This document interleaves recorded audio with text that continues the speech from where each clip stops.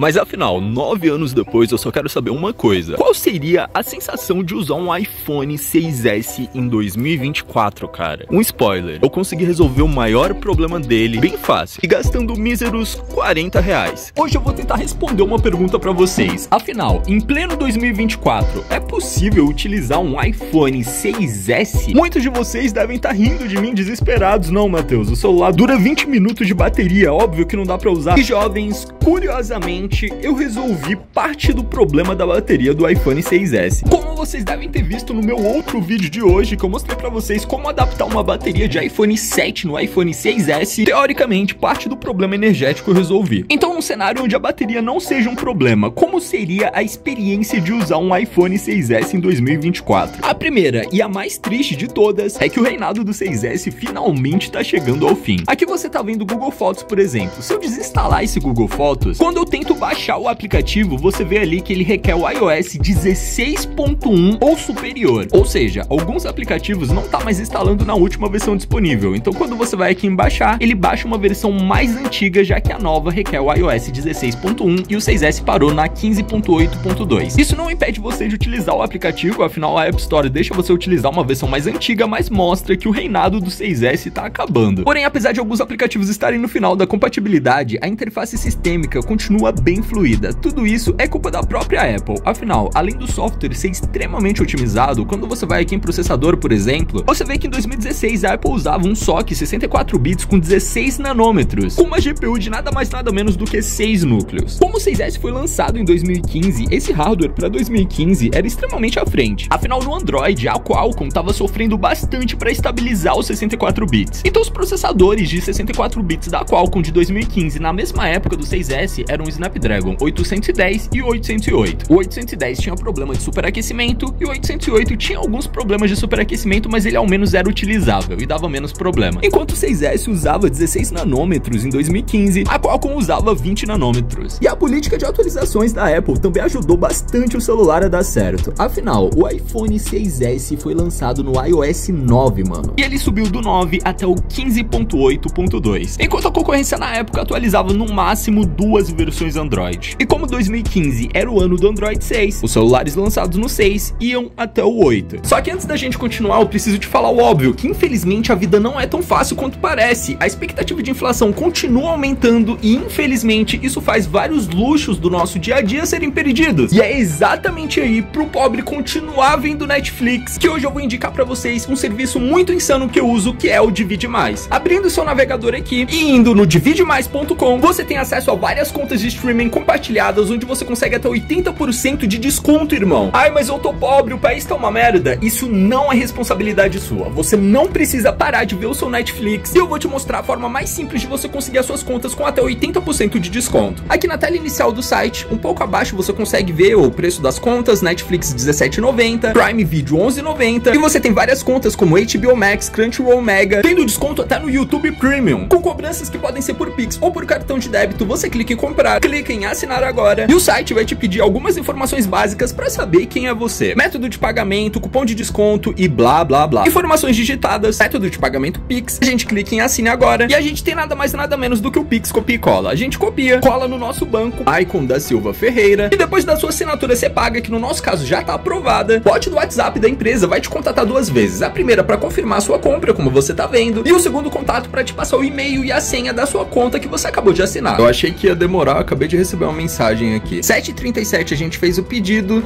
e 7h43 a gente recebeu a conta e a senha da conta. Lembrando que é um tempo aleatório que pode demorar de 60 minutos até 7 horas. Tudo isso dependendo da demanda do dia, se tiver muito cliente ou pouco cliente. Esse foi o Divide Mais, streaming pra todos, independente da sua condição social. Agora, voltando pro vídeo, como a GPU do 6S é extremamente poderosa, ele roda vários clássicos até hoje, como Call of Duty Mobile, por exemplo, Free Fire. Porém, como eu odeio todos esses games, eu fui obrigado a instalar alguns games aleatórios só pra mostrar mostrar pra vocês como é a jogatina no 6S. O trabalho que a Apple fez aqui em relação ao áudio é realmente majestoso. Tanto no alto-falante quanto no fone de ouvido, o áudio é extremamente bom. E em relação à tela, eles fizeram um truque muito curioso aqui. Se eles botassem uma tela de 1080p, não ia fazer tanto sentido, afinal a tela do 6S tem míseras 4.7 polegadas. Então eles botaram uma tela HD+, que é mais ou menos 750p. Isso significa que a tela dele tem mais nitidez do que uma tela HD, ao mesmo tempo que tem toda aquela papagaiada de retina e tudo mais. Porém, sinceramente, é um painel IPS de extrema qualidade. É um cenário onde, mesmo tendo uma tela IPS, o preto dele ainda é bem consistente, ao invés de ser aquele preto cinza ou aquele preto azulado. Tudo isso sendo um mérito de calibração da própria Apple, o que faz com que, curiosamente, a experiência ainda seja super utilizável, considerando que você, gostando ou não do 6S, ele era um top de linha de 2015. Assim como a gente mostra vários top de linha de 2015 aqui, ele tinha que ter o seu espaço. Além da resolução de 750p e da tela retina, ele tem um vidro 2.5D curvado que dá um aspecto muito bonito no celular e uma biometria curiosamente rápida e bem precisa. Você toca no botão e ele já desbloqueia automaticamente. Em relação às câmeras, eu sempre critiquei o fato de alguns sensores serem bem inferiores aos Androids da época, e o 6S veio para tentar corrigir isso daqui. Enquanto o iPhone 6 tinha 8 megapixels e gravava em apenas 1080p, o 6S já grava em 4K com 12 megapixels. Enquanto a frontal do iPhone 6 tinha míseros 1.2 megapixels, a frontal do 6S tinha 5 megapixels na abertura de f2.2. Tudo isso somado ao HDR que a Apple botava nos celulares, que não era surreal, mas ao mesmo tempo tinha um controle de exposição e estabilização ótica bem interessantes. E você consegue sentir a evolução fotográfica de um celular para outro analisando a lente dos dois aparelhos. Um ponto bem curioso desse design é que esse celular é extremamente fino e tinha um problema crônico relacionado ao metal traseiro. Eu não tô falando em relação a entortar, já que o 6S corrigiu esse bug que tinha no iPhone 6, mas sim em relação aos pontinhos que dava na carcaça, que eu esqueci o nome daquilo, cara. Tinha um nome bem específico que infelizmente não me vem na memória agora. Inclusive, teve alguns usuários processando a Apple por causa disso, que a carcaça ficava completamente zoada com o tempo. Esse processo tinha um nome específico, mas infelizmente eu não lembrei. Em relação às animações, a gente ainda tem animações extremamente fluidas aqui. Por exemplo, olha só esse widget, cara.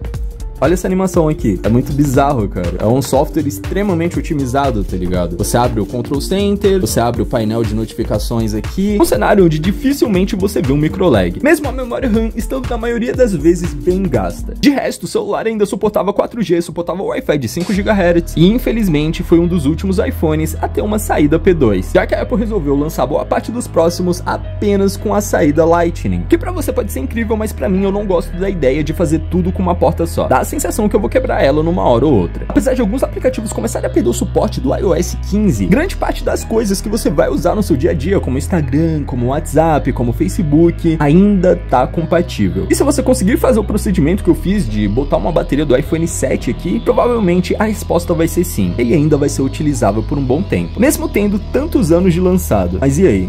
O que você achou dessa parada? Basicamente, esse foi o vídeo de hoje. Eu espero do fundo do meu coração que isso tenha sido minimamente útil pra alguém. E foi. Toca aqui, irmão. Ei. Toca aqui. No mais completo nada, eu decidi adaptar uma bateria de iPhone 7 no meu iPhone 6S. E o grande BO do nosso 6S, a bateria dele chegou no 0 do 0. Você tira da tomada, ele descarrega. E pra resolver esse BO, eu comprei uma bateria do iPhone 7. O Andrade me indicou falando que dá pra adaptar a bateria do iPhone 7 no 6S. Ele inclusive me deu esse kit de chave. E a primeira coisa é remover os dois parafusos inferiores. A gente usa uma ventosa e começa a puxar com toda a calma do mundo. A gente passa essa espátula por todo o aro do celular. Agora, dois parafusos separam a gente do nosso objetivo. A gente remove o parafuso, remove a proteção do flex, bateria descolada, a gente abre a caixa da nossa bateria nova, puxa a nossa dupla face e a gente tá pronto para colocar uma bateria de 1960 mAh no lugar de uma de 1715. Como o tamanho do flex é diferente, a gente dobra o flex desse jeito aqui. Encaixar esse flex é simplesmente impossível, mas se a gente parafusar, a bateria vai ficar lá encaixada. A gente vai testar. Olha só o danado ligando, mano. Fecha ele de volta e o resultado nada mais, nada menos do que 26 horas de uso contínuo.